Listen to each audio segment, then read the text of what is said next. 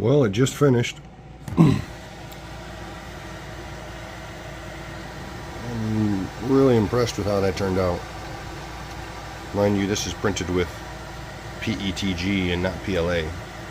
And I mean, there are zero strings on that at all. I think that goes to dry filament. Helps a lot. I'm gonna let that cool probably for an hour or so before I try to pop it off there. No point in rushing anything at this point.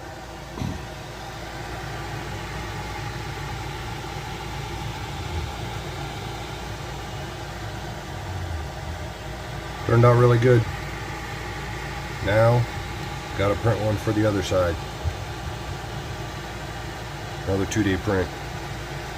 Front wheels are smaller. Those are only gonna take a day.